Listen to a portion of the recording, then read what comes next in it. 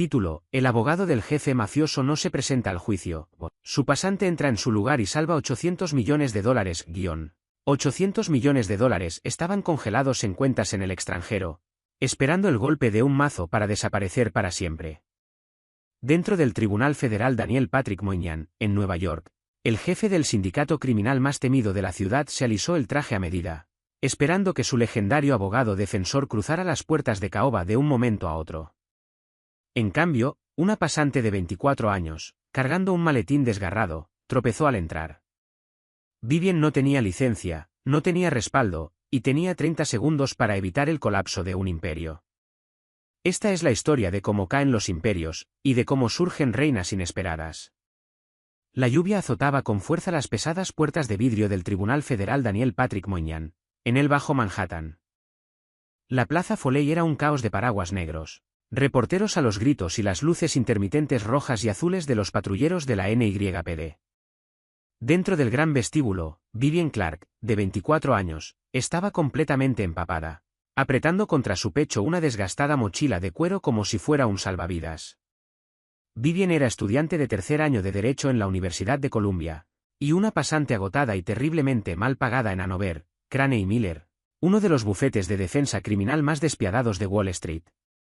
Durante los últimos 6 meses, había vivido a base de café negro, bagels rancios y 3 horas de sueño por noche, redactando ella sola cada moción, cada escrito y cada prueba documental para el caso de confiscación de activos más importante en la historia del bufete. El cliente era Antonio Roth. Públicamente, Roth era un capitalista de riesgo, un filántropo encantador que donaba millones al Museo Metropolitano de Arte y formaba parte de las juntas directivas de 3 grandes organizaciones benéficas de Manhattan. En privado, era el jefe indiscutible del sindicato Roth, una familia del crimen organizado moderna y altamente sofisticada que controlaba los puertos marítimos desde Newark hasta Miami. El Departamento de Justicia había pasado 5 años intentando atraparlo por crimen organizado. Habían fracasado. Ahora intentaban una táctica diferente: confiscación civil de activos. El gobierno federal, encabezado por un ambicioso fiscal federal adjunto, había congelado $800 millones en activos de Roth distribuidos en varias cuentas internacionales, alegando que eran producto del lavado de dinero. Ese día era la audiencia final de confiscación. Si perdían, el Departamento de Justicia se apoderaría del dinero, paralizando tanto los negocios legítimos como los ilegítimos de Roth. Sería un golpe fatal para su imperio. Vivien revisó su teléfono por 50ª vez. Llamada desviada al buzón de voz. Raina Hanover, el socio principal y abogado principal de Roth, era completamente inaccesible. Hanover era un titán del derecho, un hombre que cobraba $2.000 por hora para mantener a los peores criminales de la ciudad en trajes italianos a medida en lugar de monos anaranjados de preso. Pero también era un alcohólico funcional con debilidad por el juego de alto riesgo en Atlantic City. ¿Dónde estás, Raina?, susurró Vivien, con la voz temblando mientras marcaba su número otra vez. Nada. Vivien caminó hacia el control de seguridad con el corazón golpeándole las costillas. Se suponía que debía encontrarse con Raina allí 30 minutos antes para entregarle los carpetones finales del contrainterrogatorio. Vivien había codificado todo por colores. Había pasado el fin de semana entero mapeando la compleja red de empresas fantasma, números de cuenta y transferencias internacionales, encontrando las pequeñas discrepancias que Raina usaría para desmantelar al contador forense del gobierno en el estrado. Cuando Vivien pasó los detectores de metal y se dirigió al banco de elevadores de piso de mármol, un silencio frío y opresivo pareció caer sobre el corredor. Las puertas del elevador emitieron un sonido y se abrieron. Quien salió fue Antonio Roth. Estaba rodeado por un grupo de hombres corpulentos con trajes oscuros, pero incluso sin ellos, dominaba completamente el espacio. Antonio Roth medía 1,90 m, era devastadoramente apuesto, con rasgos aristocráticos pronunciados, el cabello oscuro peinado hacia atrás con descuidada precisión, y unos ojos del color del océano en invierno. Llevaba un traje gris marengo a medida que susurraba sastrería europea, una camisa blanca impoluta y un sutil reloj Patek Philippe que captaba la dura luz fluorescente del juzgado. Roth se movía con la gracia depredadora de una pantera, silencioso, letal, completamente indiferente al peso federal que recaía sobre sus hombros. Vivien se paralizó. Solo lo había visto de lejos en las salas de conferencias del bufete, generalmente mientras ella traía café o cargaba cajas de documentos. Nunca le había hablado directamente. La mirada penetrante de Rod recorrió el corredor, y su mandíbula se tensó ligeramente al notar la ausencia de su abogado principal. Sus ojos eventualmente se posaron sobre Vivien. Rod la reconoció, no por su nombre quizás, pero reconoció a esa chica exhausta y aterrada que siempre seguía a Hanover como una sombra. Rod se separó de sus guardaespaldas y caminó lentamente hacia ella. El aire a su alrededor pareció enfriarse 10 grados. ¿Dónde está Raina?, preguntó Rod. Su voz era un barítono grave y suave que envió un escalofrío involuntario por la espalda de Vivien. No era una pregunta. Era una exigencia. Vivien tragó saliva, con la garganta dolorosamente seca. Señor Rod. No lo sé. No contesta el teléfono. He intentado llamar a su residencia, a su chofer y a su celular privado. Ha desaparecido. Rod no pestañeó, pero sus ojos se oscurecieron, pasando de un gris frío a una tormenta intempestiva. Desaparecido. Repitió en voz baja. La palabra sonó peligrosa en su boca. Mi juicio comienza en 12 minutos. 800 millones de dólares de mi capital están en juego, y usted me está diciendo que mi abogado ha desaparecido. Lo siento muchísimo, señor, tartamudeó Vivien, apretando los pesados carpetones contra su pecho. Tengo todos los archivos. Todo está preparado. En cuanto llegue él. No va a venir, la interrumpió Rod, con voz plana, desprovista de emoción pero cargada de una certeza letal. El Departamento de Justicia lleva meses presionando las deudas de juego offshore de Hanover. Supuse que tendría suficiente temple para aguantar. Parece que me equivoqué. O hizo un trato, o está en un vuelo a Ginebra. A Vivien se le cortó la respiración. Raina Hanover había traicionado a su cliente más importante. Las implicaciones eran aterradoras. ¿Qué hacemos?, susurró Vivien, dejando escapar el límite profesional en medio del pánico. Rod la miró detenidamente. La observó de verdad. Se fijó en su cabello castaño húmedo y ligeramente encrespado, en el barato blazer azul marino de H&M, en las manchas de tinta en sus dedos, y en el enorme volumen de papeles que equilibraba en los brazos sin ningún esfuerzo. ¿Cómo se llama?, preguntó en voz baja. Vivien. Vivien Clark. Bien, Vivien Clark, dijo Rod, ajustándose los puños franceses. Parece que va a entrar a la sala 14B y ganarme algo de tiempo. Yo. Exclamó Vivien, con los ojos muy abiertos de puro terror. No puedo. No he aprobado el examen de colegiatura. Solo soy una pasante. No me está permitido legalmente representarla en un proceso federal. No me va a representar. Va a entrar allí, informar al juez que el abogado principal sufrió una emergencia médica, y solicitar una prórroga de 48 horas para que mis socios puedan asegurar nueva representación, instruyó Rod, con un tono que no admitía absolutamente ninguna discusión. ¿Puede hacer eso? Vivien miró esos ojos fríos y autoritarios. Asintió lentamente. Sí. Puedo pedir una prórroga. Bien, murmuró Rod, con la mirada posándose brevemente en sus labios antes de volver a sus ojos. No les muestre que sangra, Vivien. La sala 14B era una intimidante arena de roble oscuro, techos altos y rígida autoridad federal. Presidiendo el caso estaba el honorable Arthur Jenkins, un juez notoriamente irascible con reputación de cortar sin misericordia a los abogados sin preparación. A la derecha del pasillo se sentaba el equipo legal del gobierno. Un pulido ejército de fiscales federales liderado por el fiscal federal adjunto Philip Davis. Davis estaba recostado en su silla, sonriendo con suficiencia, perfectamente consciente de que Raina Hanover no aparecía por ningún lado. Davis había planeado todo esto. A la izquierda se sentaba Antonio Rod, irradiando una aura de calma aterradora, con las manos apoyadas ligeramente sobre la mesa de la defensa, y junto a él estaba sentada Vivien Clark. Vivien se sentía una completa impostora. Las manos le temblaban tan fuerte que tuvo que esconderlas debajo de la mesa. Los pesados carpetones legales estaban apilados prolijamente frente a ella, Una fortaleza de papel que ofrecía poco consuelo ante las miradas penetrantes de todos en la sala. Todos de pie. Ladró el ujier. El juez Jenkins entró a la sala con su toga negra ondeando. Golpeó el mazo y tomó asiento, lanzando una mirada furiosa a la mesa de la defensa. Siéntense. Estamos aquí en el asunto de los Estados Unidos contra Rod Holdings. En relación con la moción del gobierno para la confiscación civil de activos, anunció Jenkins, ajustándose los lentes de lectura.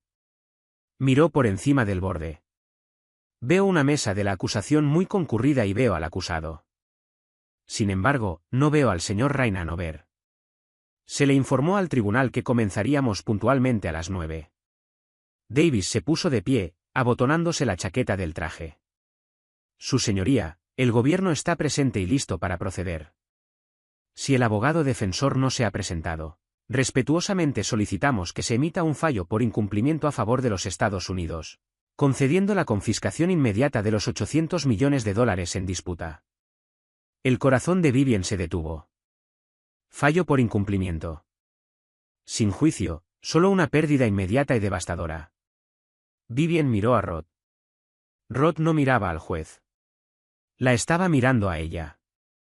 Su expresión era impasible, pero sus ojos transmitían una presión silenciosa e intensa. Ahora.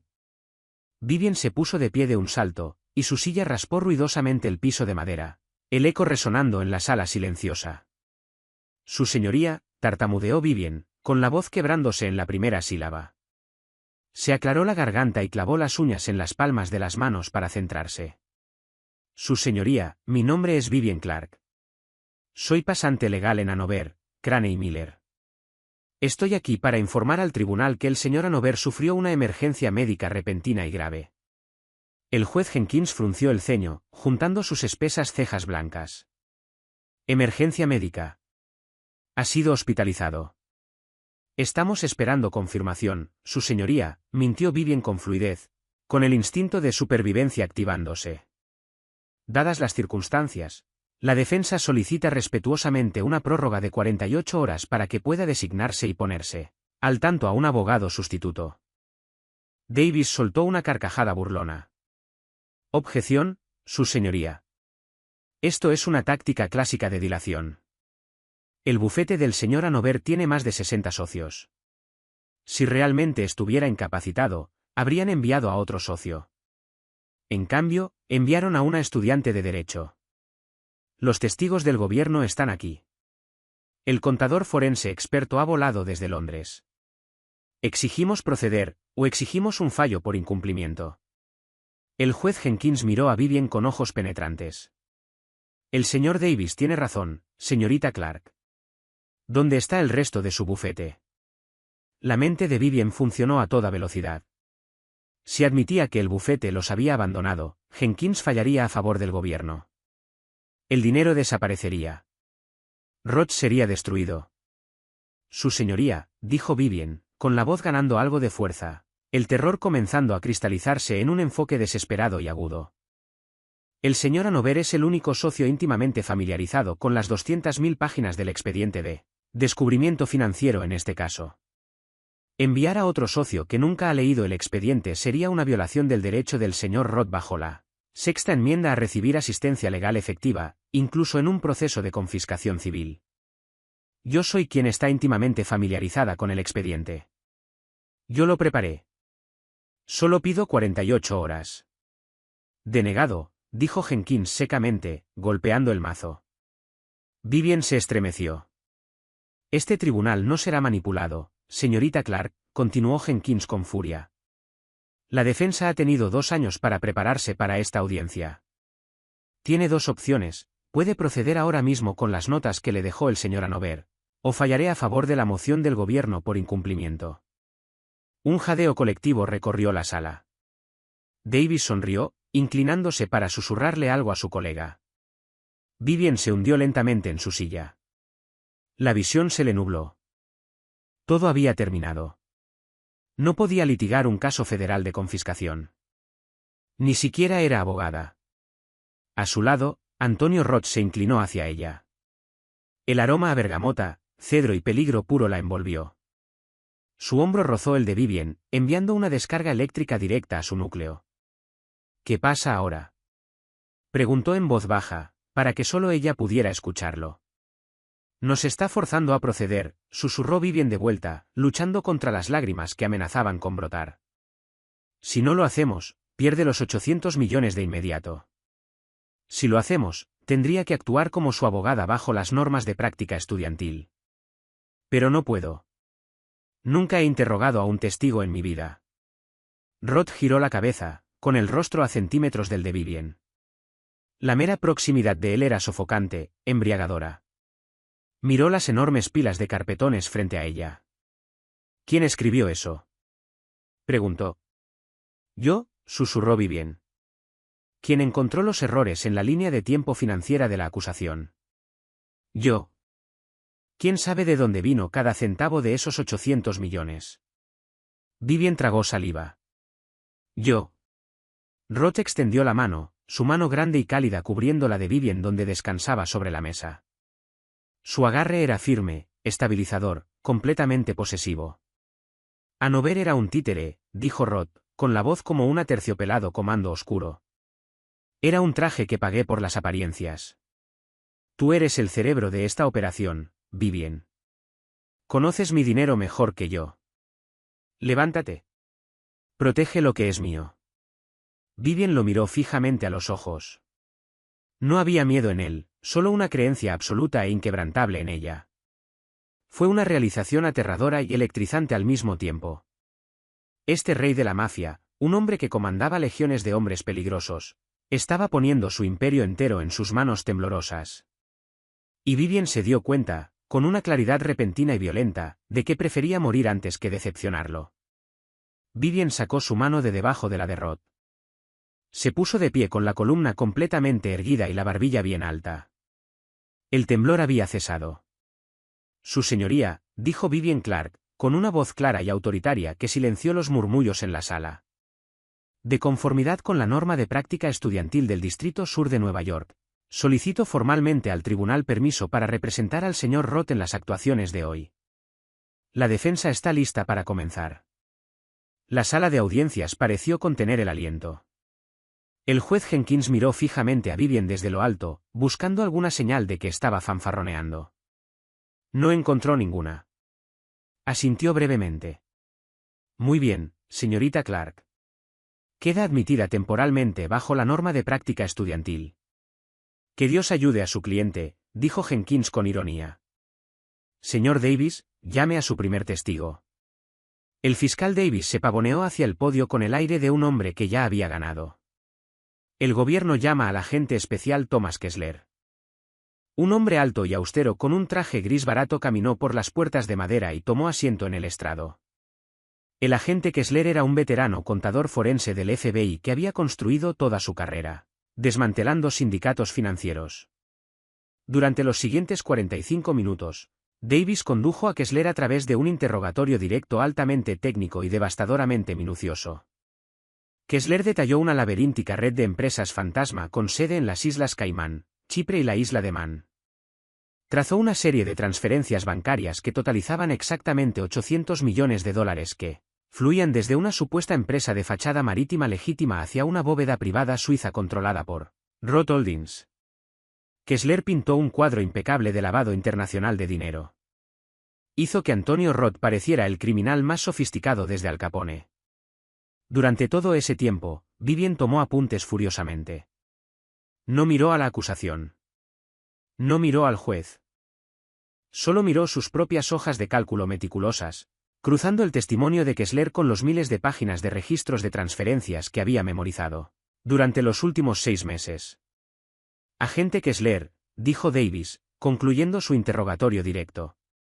En su opinión experta, basándose en su revisión de los registros financieros del Deutsche Bank, estos fondos fueron generados por operaciones comerciales legítimas. No, señor, respondió Kessler con confianza. Exhiben todos los rasgos clásicos de una operación de lavado de dinero en capas diseñada para ocultar ingresos de contrabando marítimo ilícito. Gracias. No más preguntas. Davis sonrió al regresar a su asiento. Le lanzó a Vivien una mirada condescendiente. Tu turno, niñita. El juez Jenkins miró hacia la mesa de la defensa. Señorita Clark. Contrainterrogatorio. Vivian se puso de pie. No caminó hacia el podio.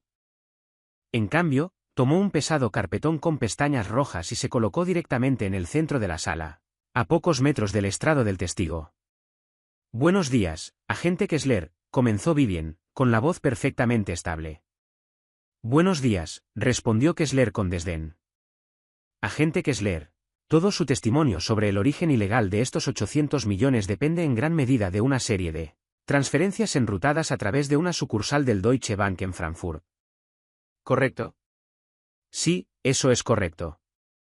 Específicamente, usted afirma que entre el 12 de marzo y el 15 de abril de 2021, el señor Roth dirigió la transferencia de estos fondos desde una empresa offshore fantasma a la cuenta principal de Roth Holdings. Así es. Sí, dijo Kessler, entornando los ojos ligeramente.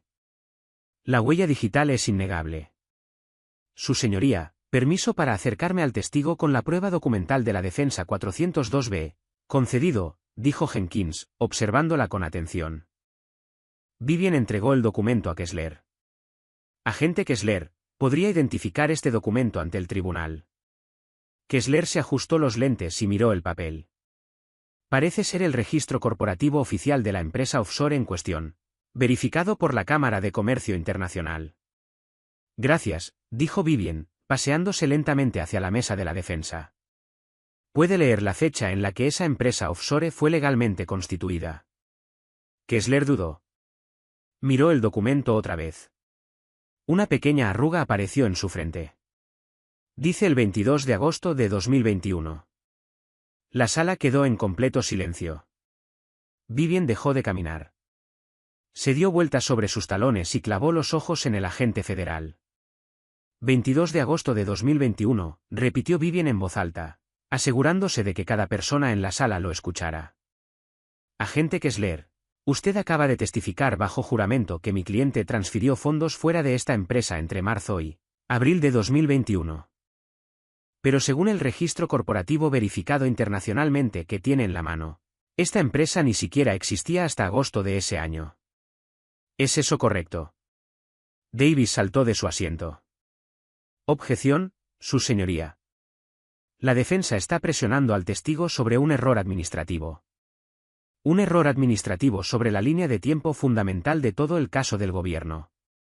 Disparó Vivian al instante, con la voz cortando el aire como un látigo. Su señoría, el gobierno intenta confiscar 800 millones de dólares basándose en una huella digital que involucra a una empresa que todavía no había nacido. Simplemente le estoy pidiendo a la gente que aclare cómo logró rastrear dinero que se movía a través de un fantasma. Denegado, dijo el juez Jenkins con brusquedad, inclinándose hacia adelante, de repente muy interesado.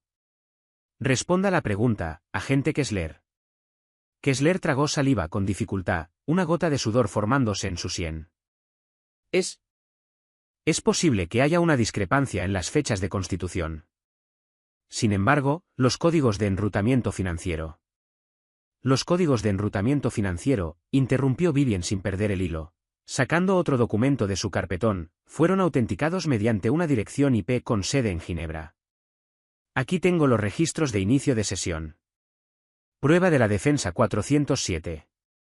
Puede decirle al tribunal dónde estaba el señor Roth exactamente en las fechas en que se iniciaron esas transferencias. Kessler parecía atrapado. Miró a Davis, quien revolvía frenéticamente sus propios archivos, en pánico. Yo no tengo el itinerario de viajes del señor Roth.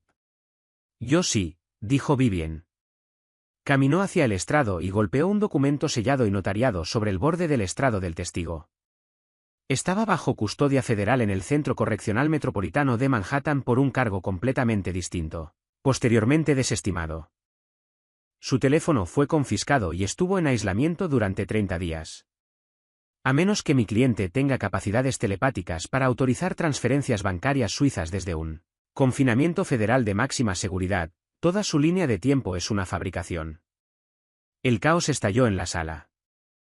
Los reporteros en la última fila comenzaron a susurrar frenéticamente, escribiendo en sus teléfonos. Davis estaba pálido, mirando los documentos con horror. El juez Jenkins golpeaba el mazo, gritando para pedir orden. A través del ruido, Vivien permaneció perfectamente inmóvil, con el corazón acelerado y la adrenalina inundando sus venas. Lo había logrado. Había encontrado el hilo invisible en la red del gobierno y tirado de él hasta que todo se deshizo. Vivien giró la cabeza y miró hacia la mesa de la defensa. Antonio Roth estaba sentado exactamente como ella lo había dejado. Pero su expresión había cambiado. La máscara fría e impasible había desaparecido. Roth miraba a Vivien con una intensidad oscura y ardiente, una mirada de posesión absoluta, respeto, y algo mucho más peligroso. Sonrió, una curva lenta y depredadora de sus labios que le cortó la respiración a Vivien. La pasante acababa de sacar la primera sangre. Y el jefe mafioso acababa de encontrar a su reina. Los golpes de mazo resonaban a través del caótico ruido de la sala 14B, sonando más como disparos que como llamadas al orden. El rostro del juez Arthur Jenkins era una máscara de increíble incredulidad. Señaló con un dedo tembloroso a la mesa de la acusación. «Abogados, acérquense al estrado ahora mismo», ordenó Jenkins, con una voz mortalmente calmada. Las piernas de Vivien Clark parecían de plomo cuando se levantó. La descarga de adrenalina que la había llevado a través del contrainterrogatorio se estaba evaporando, dejando atrás un frío y agudo temor. Caminó hacia el estrado del juez, sintiendo la pesada y asesina mirada del fiscal Philip Davis quemándole el costado de la cabeza. «Señor Davis», siseó Jenkins, manteniendo la voz lo suficientemente baja para que la galería no pudiera escuchar, aunque los dedos de la taquígrafa volaban sobre su máquina. ¿Le importaría explicar cómo el principal experto financiero del gobierno acaba de autenticar una línea de tiempo que es física, temporal y legalmente imposible? Davis agarró el borde de madera de la plataforma con los nudillos blancos. Su señoría, esto es una pequeña discrepancia administrativa. La defensa está echando humo para distraer de un patrón más amplio de crimen organizado. Una pequeña discrepancia, replicó Vivien, bajando la voz instintivamente para igualar el tono del juez. Usted colocó a mi cliente en el centro de una conspiración internacional de fraude electrónico en fechas en que estaba encerrado dentro del Centro Correccional Metropolitano. Eso no es humo, señor Davis. Eso es perjurio, y sugiere que el gobierno ocultó intencionalmente pruebas exculpatorias sobre el paradero de mi cliente. Jenkins volvió su mirada furiosa hacia el fiscal. Si descubro que su oficina ocultó pruebas exculpatorias, Philip, no solo desestimo esta moción de confiscación con perjuicio, sino que lo refiero personalmente al Comité de Ética del Distrito Sur de Nueva York. Haremos un receso de 1 hora. Arregle este desastre, o lleve sus maletines. El juez giró sobre sus talones y desapareció en sus cámaras. Vivien se giró para caminar de vuelta a la mesa de la defensa, pero antes de dar 3 pasos, Davis se interpuso directamente en su camino. Era un hombre alto e impecablemente arreglado, pero en ese momento su barniz de superioridad de universidad de élite se había agrietado. «Cree que es muy lista, ¿verdad, señorita Clark?», bufó Davis, acercándose tanto que Vivien podía oler la menta rancia en su aliento. «Cree que puede entrar aquí con un permiso de práctica estudiantil y avergonzar al Departamento de Justicia. Sé que Raina Hanover la abandonó. Sé que está operando a ciegas. Disfrute su pequeña victoria, porque cuando termine este receso, la voy a enterrar. Y cuando termine con su cliente, me voy a asegurar de que nunca apruebe la evaluación de idoneidad moral para el Colegio de Abogados de Nueva York». La respiración de Vivien se entrecortó. Una amenaza a su admisión al Colegio de Abogados era una amenaza a toda su vida y su trabajo. Vivien abrió la boca para responder, pero de repente una sombra aterradora cayó sobre ellos dos. «¿Hay algún problema aquí, Philip?». La voz era suave, sedosa, y cargaba el peso letal de un arma cargada. Antonio Roth se deslizó suavemente entre Vivien y el fiscal. No levantó la voz. No hizo ningún movimiento brusco, pero la pura y sofocante amenaza que irradiaba de Roth obligó a Davis a dar un paso involuntario hacia atrás. «Señor Roth», se recompuso Davis, forzando una sonrisa tensa y arrogante. Solo estaba felicitando a su pasante por su suerte de principiante. Va a necesitar mucho más de ella. Antonio inclinó la cabeza ligeramente, con sus ojos glaciales clavados en Davis. «El nombre de mi abogada es la señorita Clark, y si vuelve a acercarse a menos de 1 metro de ella, o si vuelve a amenazar su carrera fuera de la presencia de un juez, va a descubrir exactamente por qué el Departamento de Justicia ha pasado 5 años intentando meterme en una jaula. Nos entendemos. Davis tragó saliva visiblemente, con el color drenándose de su rostro. Se ajustó la corbata, le lanzó a Vivien una mirada venenosa, y se retiró hacia su colega. Antonio se volvió hacia Vivien. El frío y sociopático filo desapareció al instante, reemplazado por una presencia cálida y estabilizadora. Roth extendió la mano, cubriendo suavemente el codo de Vivien. El contacto le envió una cascada de calor directo al pecho. Respira, Vivien, murmuró Roth. Estás temblando. Amenazó mi admisión al colegio de abogados, susurró Vivien. La realidad de lo que estaba arriesgando cayó sobre ella como una luz. Si arruino esto, no solo pierdo su dinero. Pierdo todo mi futuro. No vas a perder, dijo Antonio, guiándola suavemente fuera de la sala y por el corredor de mármol hacia una sala privada de defensa. Y cuando la pesada puerta de roble se cerró detrás de ellos, sellándolos lejos de la prensa y los agentes federales, Antonio dejó caer su guardia. Se desabotonó la chaqueta del traje, caminó hacia una pequeña mesa de caoba, y sirvió un vaso de agua de una jarra de plástico. Se lo entregó a Vivien. «Bebe», ordenó en voz baja. Vivien lo tomó con manos temblorosas y bebió la mitad del vaso. El silencio en la sala era espeso, cargado de una electricidad que Vivien no podía ignorar. «Lo destrozaste», dijo Antonio, apoyándose en el borde de la mesa y cruzando las piernas a la altura de los tobillos. Una sonrisa genuina tocó las comisuras de su boca. «He pagado millones de dólares a hombres para que hicieran lo que tú acabas de hacer en 15 minutos». Fue una simple verificación de línea de tiempo, desvió Vivien, mirando sus desgastados zapatos, hiperestimulada al darse cuenta de cuánto la estaba observando Roth. Hanover debería haberlo detectado hace meses. Hanover no lo detectó porque no quería detectarlo, dijo Antonio, con la voz descendiendo a un registro más frío. Vivien levantó la vista, sobresaltada. «¿Qué quiere decir?» Antonio suspiró, pasándose una mano por el cabello oscuro. 10 minutos antes de que llegaras, mi jefe de seguridad interceptó una transferencia bancaria. Raina Hanover no huyó solo por sus deudas de juego. Esas deudas fueron compradas por una firma de capital privado en Delaware. Una firma respaldada discretamente por amigos de Philip Davis. El Departamento de Justicia presionó a mi abogado, compró su deuda, y le dijo que desapareciera en la mañana del juicio para que yo me viera obligado a un fallo por incumplimiento. Vivien sintió la sangre escaparse de su rostro. Eso es extorsión. Es una conspiración enorme. Necesitamos decírselo al juez y demostrarlo. ¿Cómo? Con transferencias bancarias interceptadas ilegalmente que obtuve por medios inconstitucionales, respondió Antonio con calma. Jenkins la rechazaría y Davis pivotaría acusándome de ciberespionaje. No. Jugamos con las cartas que tenemos. Antonio se acercó a ella, cerrando la distancia hasta que solo unos centímetros los separaban. Extendió la mano, y sus nudillos rozaron levemente la mejilla de Vivien. El corazón de Vivien golpeó contra sus costillas. Estaba en una sala cerrada con el criminal más peligroso de Nueva York, y lo único en lo que podía concentrarse era en el aroma embriagador de su colonia y la textura áspera de su pulgar contra su piel. Pensaron que entraba a esa sala indefenso, murmuró Antonio, con los ojos posándose en sus labios. No contaron contigo. Tú eres la variable que no pudieron predecir, Vivien. Y eso te convierte en la persona más peligrosa de este edificio. Un golpe seco en la puerta rompió el momento. 5 minutos, señor Roth, llamó la voz amortiguada de un ujier. Antonio dio un paso atrás, y su máscara de indiferencia aristocrática volvió a caer perfectamente en su lugar. Lista para terminar esto, consejera.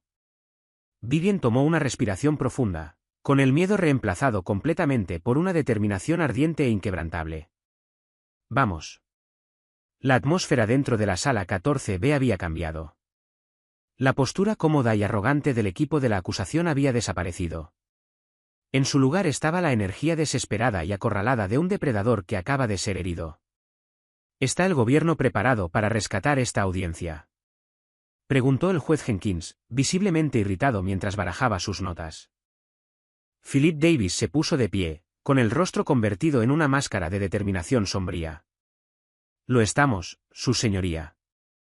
El gobierno llama a Nathaniel Hayes al estrado. En la mesa de la defensa, Vivien sintió a Antonio ponerse completamente rígido a su lado. Era la primera vez en todo el día que mostraba una reacción física ante algo. Vivien lo miró, alarmada. La mandíbula de Roth estaba tan tensa que un músculo palpitaba violentamente cerca de su oreja. ¿Quién es Nathaniel Hayes?, susurró Vivien urgentemente, hojeando frenéticamente su índice maestro de testigos. El nombre no estaba allí. Mi exdirector financiero, respondió Antonio, con la voz apenas audible, vibrando con una furia contenida. Desapareció hace 3 meses. Mis hombres han estado rastreando toda la costa este buscándolo. No estaba en la lista del descubrimiento, dijo Vivien, con el pánico disparándose. Davis lo escondió. Las puertas de la sala se abrieron y los alguaciles federales escoltaron a un hombre nervioso y sudoroso de unos 50 años pasados por el pasillo. Nathaniel Hayes parecía un hombre caminando hacia su propia ejecución. Evitó mirar hacia la mesa de la defensa, con los ojos fijos en el suelo mientras subía al estrado del testigo y prestaba juramento. Señor Hayes, comenzó Davis, caminando con confianza hacia el podio. ¿Puede describir su relación con el acusado, Antonio Roth? Hayes aferró el micrófono con los nudillos blancos. Fui el director financiero de Roth Holdings durante 8 años.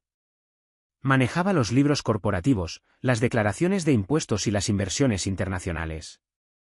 También manejó sus activos ilícitos. Preguntó Davis directamente.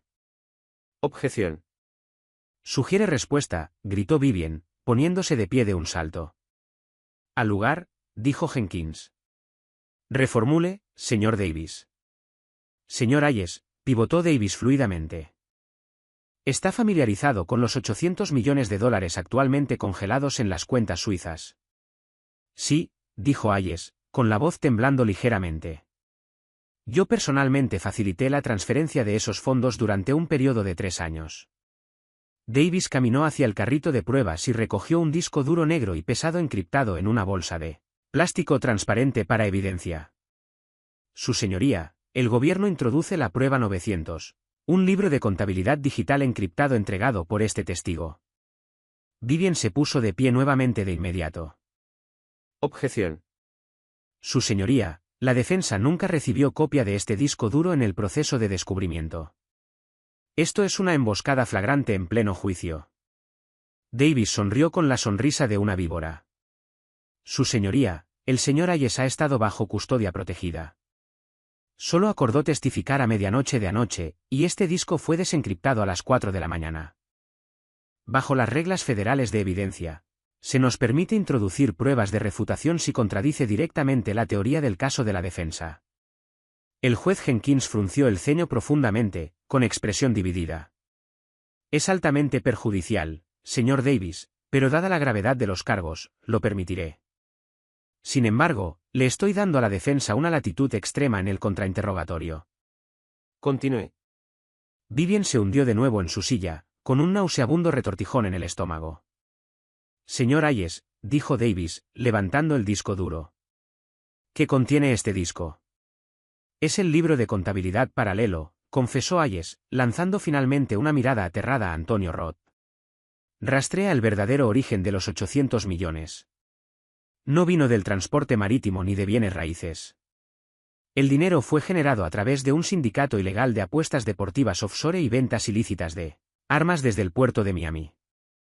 El señor Roth me ordenó personalmente que borrara las cuentas offshore originales y lavara el efectivo a través de compras de arte de alto precio en subastas en Londres antes de depositarlo en Suiza.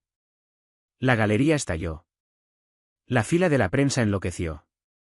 Davis elevó la voz por encima del ruido. Antonio Roth le dijo explícitamente que ocultara este dinero al gobierno federal. Sí, dijo Hayes claramente.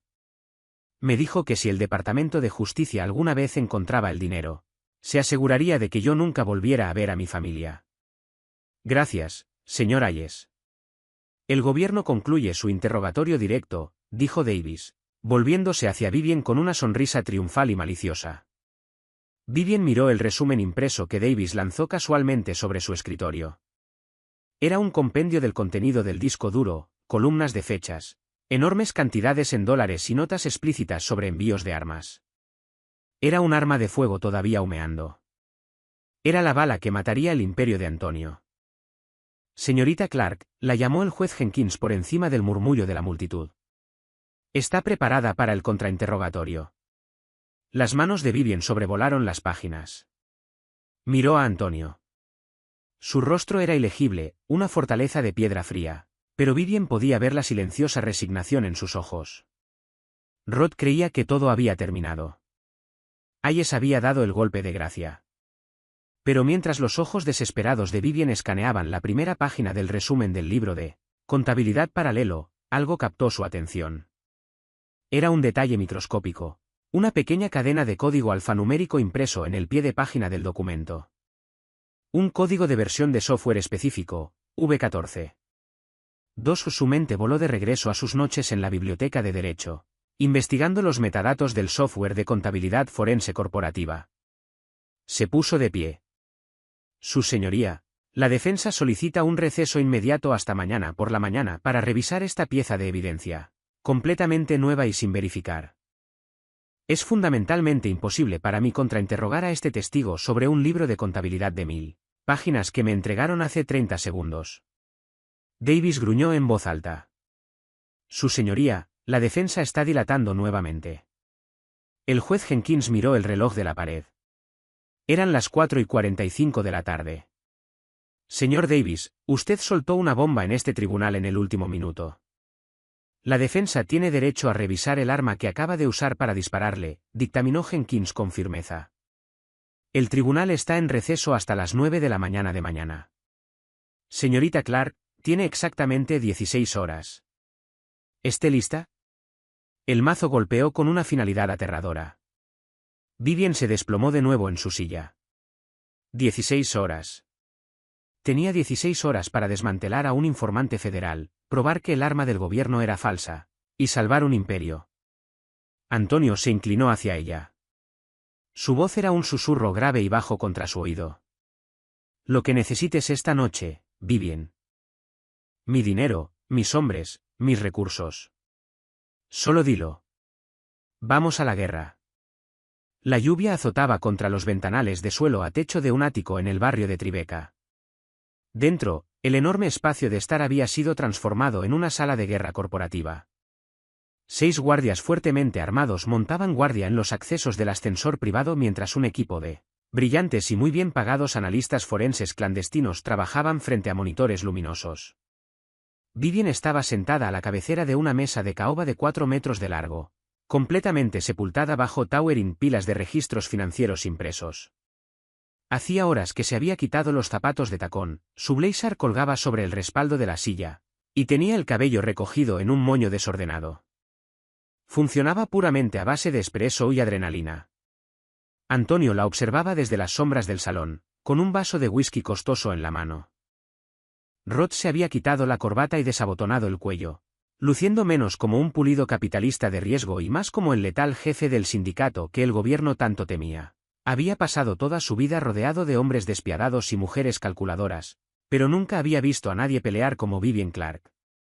Vivian era feroz, incansable, y completamente inmune al terror que normalmente paralizaba a los civiles en su presencia. Antonio caminó hacia ella y dejó una taza de café fresco junto a su teclado. Llevas 40 minutos mirando la misma página. Tus ojos están fallando. Mis ojos están perfectamente bien, murmuró Vivian sin levantar la vista, trazando una uña por una cadena de códigos alfanuméricos en la parte inferior del libro de contabilidad. Necesito a Declan, indicó Antonio con un gesto, y un hombre desgarbado y pálido con capucha se desprendió inmediatamente del banco de monitores y trotó hacia ellos. Declan era el principal arquitecto de ciberseguridad de Antonio, un hombre que supuestamente podía hackear el Pentágono antes del desayuno. ¿Qué necesita, consejera?, preguntó Declan, inclinándose sobre la mesa. Vivian golpeó el impreso furiosamente con el dedo. Mira los metadatos del pie de página. Davis le presentó esto al juez como un libro de contabilidad paralelo original de hace 3 años. Pero mira el código de versión del software incrustado en el formato de impresión. Dice Sentinel Layer 5. 14.2. Declan entornó los ojos mirando la página. Sí, lo veo. Y Sentinel Layer es el principal software de contabilidad usado por las empresas del Fortune 500, explicó Vivien, con el corazón acelerado mientras las piezas del rompecabezas encajaban en su lugar. Escribí una monografía sobre software de cumplimiento corporativo el semestre pasado. La versión 14.2 no fue lanzada hace 3 años. Fue puesta en marcha globalmente hace exactamente 8 meses. Lo que significa que estos documentos no pudieron haber sido generados al mismo tiempo que las transferencias. Antonio dejó su vaso sobre la mesa. El tintineo del cristal contra la madera sonó como un disparo en la habitación silenciosa. ¿Me estás diciendo que el gobierno fabricó las pruebas?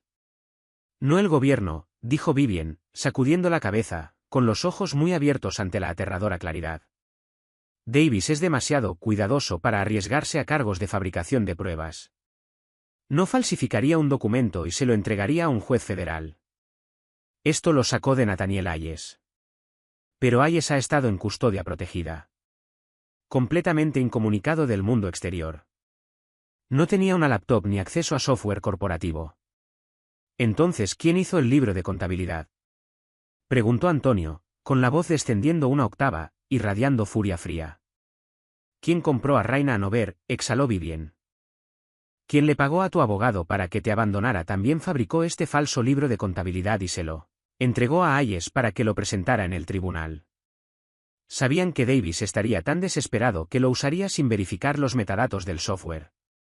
Solo tenemos que probar de dónde vino. Declan, ordenó Antonio con tono letal. Hackea el registro corporativo de Sentinel. Rastrea cada compra individual de la versión 14.2 en el área triestatal durante los últimos 8 meses. Busca empresas fantasma, números de enrutamiento offshore, cualquier cosa vinculada a las deudas de juego de Raina Hanover. De inmediato, jefe, dijo Declan, prácticamente corriendo de vuelta a su terminal. El silencio volvió a caer sobre la mesa. Vivien se desplomó en su silla, presionando los talones de las manos contra sus ojos cansados. Una súbita ola de agotamiento la amenazó con arrastrarla. Antonio se colocó detrás de su silla. Con delicadeza, le apartó las manos del rostro. Sus largos dedos comenzaron a masajear los músculos tensos y anudados en la base de su cuello. Vivien jadeó suavemente ante el contacto, derritiéndose instantáneamente en sus manos. Era profundamente íntimo, completamente inapropiado para una pasante y un cliente. Pero Vivien no le importó. Antonio la estaba anclando a la tierra. Eres increíble. Lo sabes. Murmuró Antonio, con la voz como una caricia oscura y áspera junto a su oído.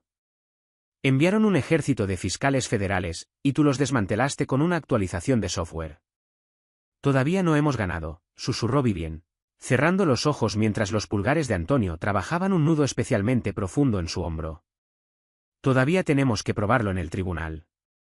Si Jenkins no acepta el argumento de los metadatos, fallará a favor de la confiscación.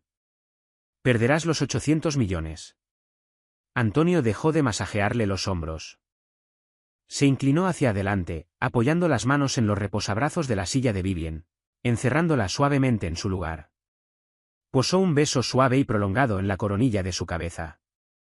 No me importa el dinero, dijo Antonio en voz baja. Vivien abrió los ojos y se giró en la silla para mirarlo. ¿De qué estás hablando? Es todo tu imperio. Los imperios se pueden reconstruir, respondió Antonio, mirándola a los ojos cansados y abiertos. La sinceridad absoluta en su mirada le quitó el aliento a Vivien. Me importa la lealtad de las personas que están a mi lado cuando todo se derrumba. Raina tomó mi dinero y huyó. ¿Tú te quedaste, Vivien? Te pusiste de pie frente a un juez federal y pusiste todo tu futuro en la línea por un hombre que apenas conoces.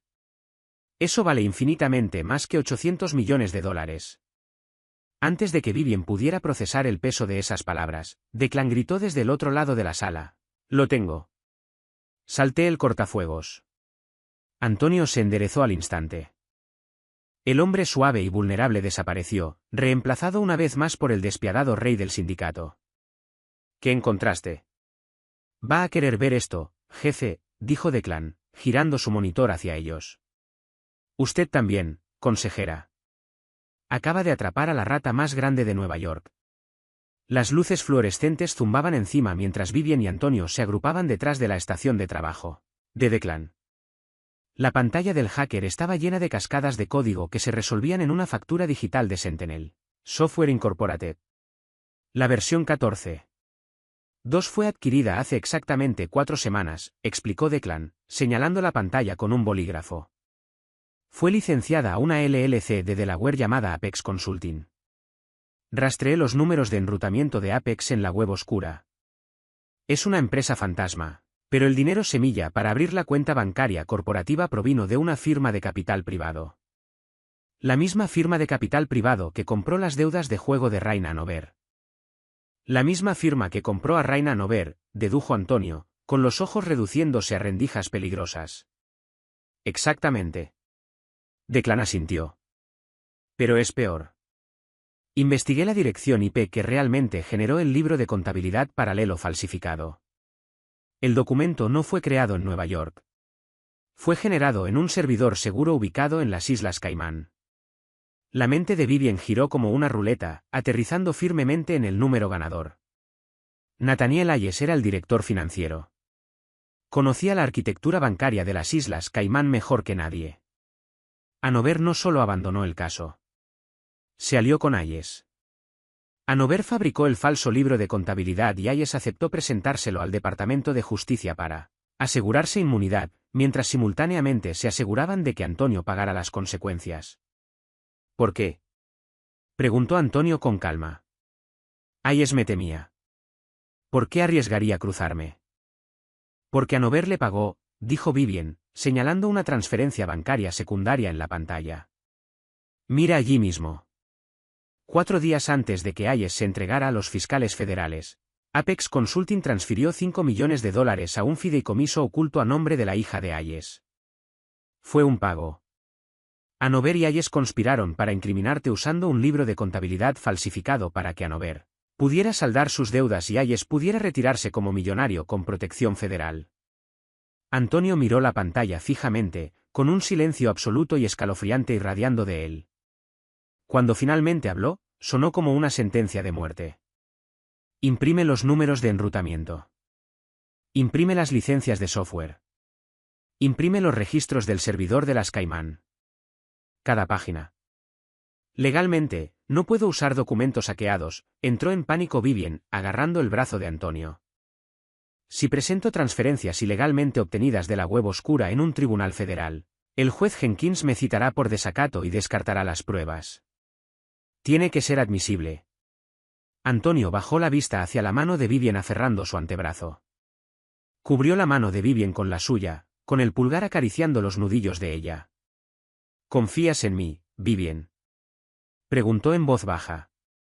Sí, respondió Vivian de inmediato, sorprendiéndose a sí misma con la verdad absoluta de esa respuesta. Entonces déjame manejar la admisibilidad, prometió Antonio. Sacó su teléfono encriptado y marcó un número. Cole, soy Rod. Necesito que un investigador privado certificado emita una citación legal a una LLC de Delaware, llamada Apex Consulting, y la necesito tramitada por el tribunal nocturno para las 6 de la mañana. Llama al juez Masterson. Dile que me debe un favor por los permisos de zonificación del año pasado.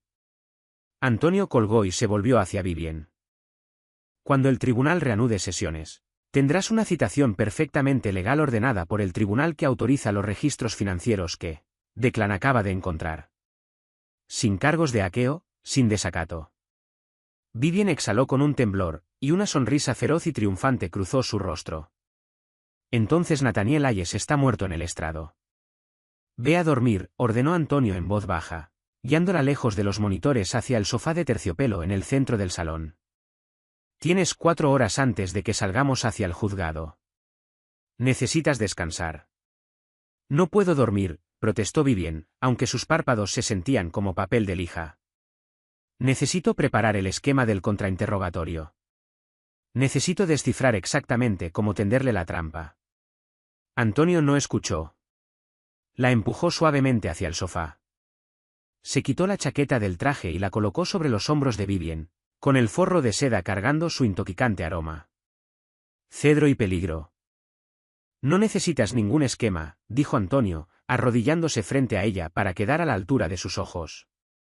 Apartó un mechón de cabello rebelde detrás de la oreja de Vivien, con el toque agonizantemente tierno. Ya sabes cómo tenderle la trampa.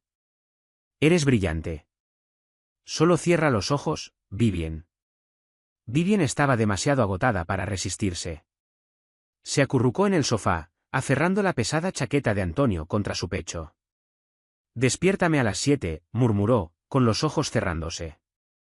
Lo haré, prometió Antonio. Y no se movió. Antonio se quedó arrodillado junto al sofá durante horas, observando el ritmo constante de la respiración de Vivien mientras la línea del horizonte de la ciudad afuera de las ventanas pasaba lentamente de negro azabache a un magnífico violeta oscuro. Por primera vez en 10 años, Antonio Roth no pensaba en sus enemigos, en sus cuentas offshore, ni en los agentes federales que intentaban enjaularlo. Pensaba en la pasante de 24 años que se había puesto frente a un pelotón de fusilamiento para proteger su imperio. Cuando el sol finalmente asomó sobre el río East, inundando el ático con una brillante luz dorada, Antonio se puso de pie.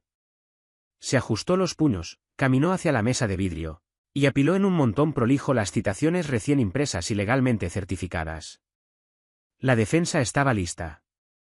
2 horas después, Vivien Clark cruzó las pesadas puertas de caoba de la sala 14B. Vivien llevaba un elegante traje negro de falda que el asistente de Antonio había conseguido esa mañana, con el cabello recogido en un severo moño profesional.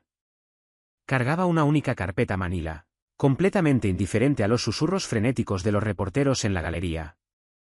Antonio caminaba a su lado, irradiando suprema confianza.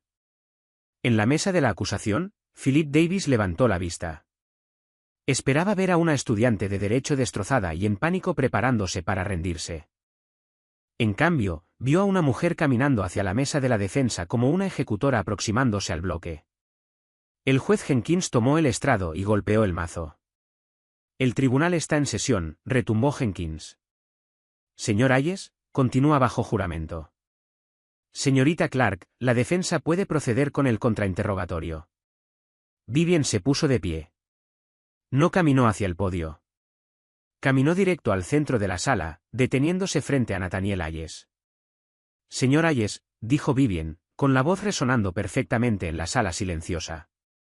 Hablemos de $5 millones. Vivien Clark no esperó a que el testigo pudiera respirar.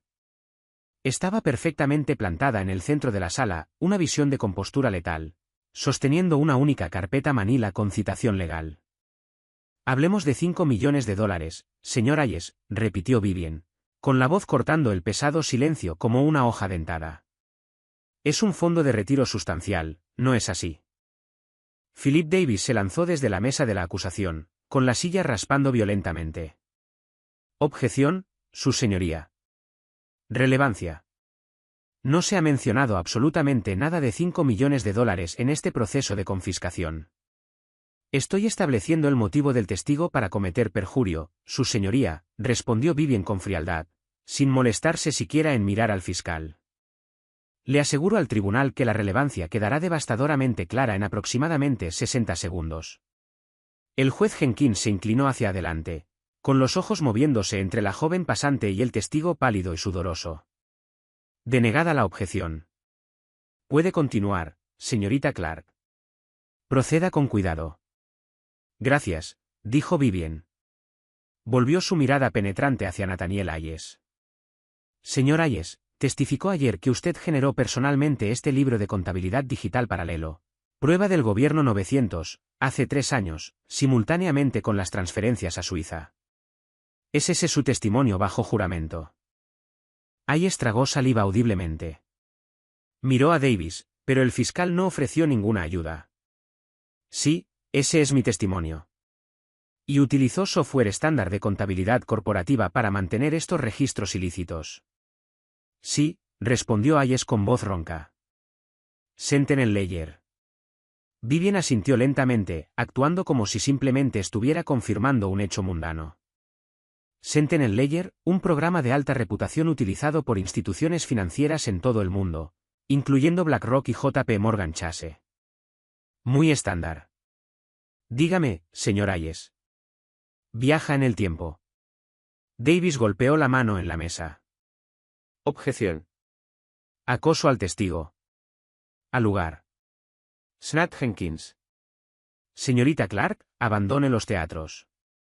Mis disculpas, su señoría, dijo Vivien con suavidad. Sacó un papel de su carpeta y lo colocó en la pantalla del proyector para que toda la sala pudiera verlo. Señor Hayes, esta es la última página del libro de contabilidad paralelo que usted entregó al Departamento de Justicia. Podría leer el código alfanumérico de metadatos impreso en la esquina inferior derecha. Hayes entornó los ojos mirando la pantalla. Un temblor visible comenzó en sus manos. Dice V14. 2, versión 14. 2, repitió Vivien en voz alta. Su señoría, la defensa presenta como prueba la exhibición 410, un cronograma de lanzamiento corporativo autenticado de Sentinel Software Incorporated. La versión 14. 2 fue lanzada al público hace exactamente 8 meses. Sin embargo, el señor Hayes afirma haberla utilizado para generar un documento hace 3 años. Un jadeo colectivo y ensordecedor recorrió la galería. Las filas de la prensa se agitaron. Los reporteros prácticamente se trepaban unos encima de otros para escribir frenéticamente el último giro en sus laptops. Philip Davis perdió todo el color de su rostro. Miró los metadatos proyectados con la boca ligeramente abierta, mientras la devastadora realidad de su catastrófico fracaso se hundía en él. Había apostado toda su carrera a un documento falsificado. Señor Hayes, presionó Vivien, acercándose al estrado del testigo con una presencia de repente imponente y autoritaria. Como usó un software que no existía para incriminar a mi cliente. Yo. Tartamudeó Hayes, con los ojos moviéndose salvajemente por la sala, buscando una salida que no existía. Debe haber sido una actualización del sistema. Los archivos se actualizaron solos cuando los abrí. Una mentira creativa, pero mentira al fin, disparó Vivien, sacando las citaciones nocturnas que el contacto de Antonio había conseguido. Porque suponíamos la licencia del software. Prueba de la defensa 411, la versión 14. 2 fue adquirida hace exactamente 4 semanas por una empresa fantasma de Delaware llamada Apex Consulting. La misma empresa fantasma que misteriosamente pagó los millones de dólares en deudas de juego del exabogado principal de Antonio Roth, Raina Hanover. La sala de audiencias estalló en total caos. El juez Jenkins golpeó el mazo incesantemente, gritando para pedir orden, pero el ruido apenas disminuía. Antonio Roth estaba sentado en la mesa de la defensa con los ojos clavados en Vivien, y una sonrisa oscura e inmensamente orgullosa jugando en sus labios. Vivien los estaba destruyendo sistemáticamente, despiadadamente y con brillantez. Orden. Orden en mi sala. Rugió Jenkins, con el rostro purpúreo de rabia. La galería finalmente se calmó, aunque la tensión en el aire era tan densa que casi ahogaba. Jenkins lanzó una mirada asesina a la acusación. Señor Davis, si su testigo no explica esta discrepancia de inmediato, ordenaré a los alguaciles federales que lo pongan bajo custodia por perjurio. No necesita explicar el software, su señoría, interrumpió Vivien, asestando el golpe final y fatal. Vivien golpeó el último documento sobre el borde del estrado del testigo. ¿Por qué necesita explicar esto? Prueba de la defensa 412, un registro bancario offshore certificado de Credit Suisse. 4 días antes de que el señor Hayes se entregara al Departamento de Justicia con este libro de contabilidad falsificado, Apex Consulting transfirió exactamente $5 millones a un fideicomiso ciego. La beneficiaria de ese fideicomiso es Clara Hayes, su hija de 22 años. Hayes se quebró. Un sollozo desgarrado brotó de su garganta y enterró el rostro en sus manos, con los hombros sacudiéndose violentamente. Raina Hanover lo organizó todo, lloró Hayes, con la voz resonando a través de la atónita sala. Hanover sabía que el Departamento de Justicia iba a acusarlo por el lavado de dinero de sus apuestas. Vino a mí. Me dijo que ambos podíamos salir. Compró el software a través de una empresa fantasma, preparó el falso libro de contabilidad, y me pagó los 5 millones para entregárselo a Davis y apuntar el dedo a Rod. Lo siento. Solo quería proteger a mi familia. No protegiste a nadie, dijo Vivian en voz baja, con la voz cargada de absoluto desprecio. Vivian le dio la espalda al hombre destruido y miró directamente al juez Jenkins. Su señoría, declaró Vivian, con la voz resonando con una autoridad inquebrantable. El gobierno ha construido un caso de confiscación sobre testimonios perjuros, pruebas fabricadas y una conspiración criminal orquestada por un abogado comprometido. La defensa solicita la desestimación inmediata con perjuicio y la liberación completa e incondicional de los 800 millones de dólares pertenecientes a Antonio Roth. El juez Arthur Jenkins guardó un silencio absoluto durante 10 agonizantes segundos. Miró al informante lloroso, al fiscal federal destrozado, y finalmente a la pasante de 24 años que acababa de humillar a todo el Departamento de Justicia de los Estados Unidos. Señor Davis, dijo Jenkins, con la voz temblando de una furia volcánica y silenciosa. Estoy remitiendo a todo su equipo de procesamiento a la Oficina de Responsabilidad Profesional del Fiscal General. Además, estoy emitiendo una orden de arresto inmediata contra Raina Nover por cargos de extorsión, fabricación de pruebas y conspiración para cometer perjurio. Davis se hundió lentamente en su silla, enterrando la cara entre las manos. Estaba arruinado. Jenkins se volvió hacia la mesa de la defensa, con la expresión suavizándose apenas un poco al mirar a Vivian. Señorita Clark, en mis 30 años en el estrado federal, nunca había presenciado un desmantelamiento más espectacular de una acusación corrupta. Hoy le ha prestado un servicio extraordinario a su cliente y a la ley. Jenkins levantó el mazo de madera. La moción del gobierno para la confiscación civil de activos queda denegada. Este caso es desestimado con perjuicio. El congelamiento de los activos del señor Roth queda levantado de inmediato. Se levanta la sesión. El mazo golpeó con fuerza, y la sala estalló. Los reporteros gritaban. Los alguaciles se movieron para arrestar a Nathaniel Hayes directamente desde el estrado del testigo, y la galería se disolvió en un frenesí frenético de movimiento. A través de todo eso, Vivian permaneció congelada junto al podio. No podía respirar. De repente, las rodillas le flaquearon como si fueran de agua. El aplastante peso de las últimas 48 horas desapareció, dejándola completamente mareada. Había ganado. Realmente había ganado. Antes de que pudiera desplomarse, unas manos fuertes y cálidas la aferraron por la cintura. Antonio la giró hacia él, atrayéndola completamente contra su pecho. El caos de la sala se desvaneció, reducido a nada más que ruido de fondo. Todo lo que Vivian podía ver eran sus impresionantes ojos grises e intempestuosos, llenos de un calor ardiente y posesivo que le hizo golpear el corazón contra las costillas. Lo lograste, murmuró Antonio, con la voz un ronroneo bajo junto a su oído. Lo logramos, corrigió Vivian sin aliento, mirándolo. Tu dinero está a salvo. Al diablo con el dinero, dijo Antonio en voz baja. A Antonio no le importaban las cámaras, los reporteros ni los agentes federales que los observaban. Levantó la mano y su pulgar trazó la suave curva del labio inferior de Vivian. Vamos a casa.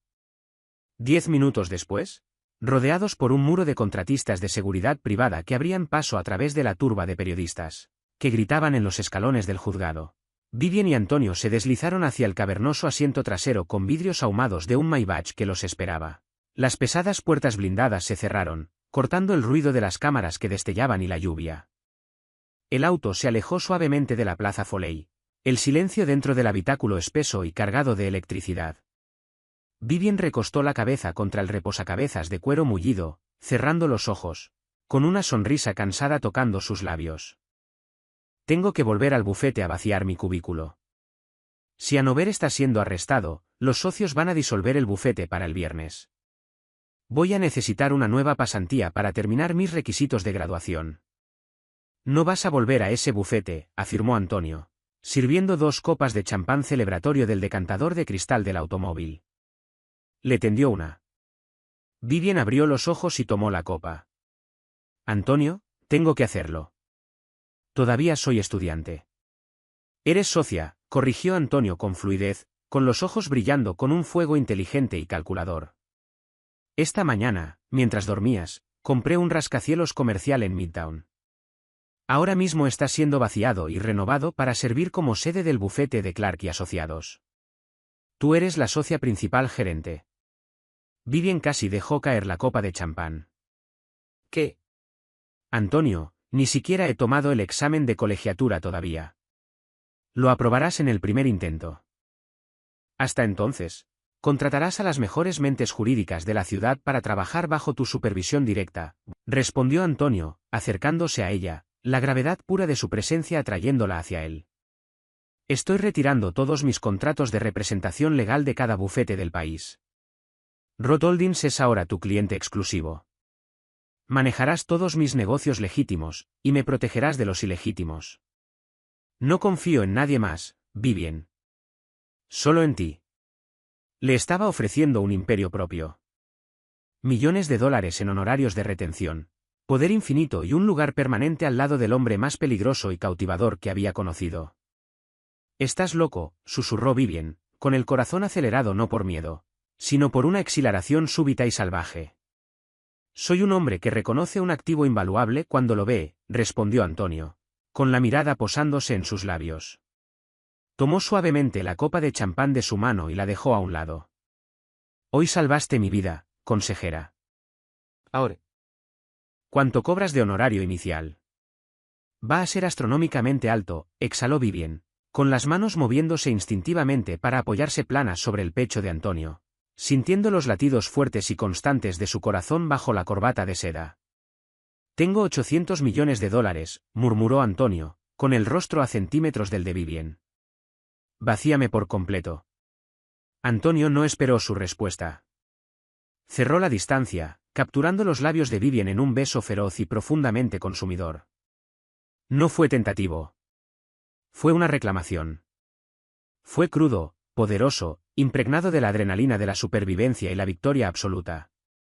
Vivien jadeó contra su boca, con los dedos enredándose en el cabello oscuro en la nuca de Antonio mientras le devolvía el beso con igual ferocidad e imprudencia. La lluvia siguió golpeando contra los cristales ahumados del Maybach mientras desaparecía en el tráfico de Manhattan, llevando al intocable rey del sindicato y a la brillante joven reina que acababa de conquistar su mundo. El mazo ha caído, pero el verdadero reinado de Vivien y Antonio apenas acaba de comenzar. De pasante agotada a reina legal indiscutible de un imperio mafioso, Vivien demostró que el arma más peligrosa en una sala de audiencias es una mente brillante. ¿Sobrevivirá su nuevo bufete al oscuro submundo del sindicato Roth? ¿O su explosivo romance lo quemará todo hasta las cenizas? Si quieres ver más emocionantes dramas legales sobre la mafia, dale like a este vídeo, compártelo con tus amigos y suscríbete al canal. Deja un comentario abajo con tu giro favorito de la trama.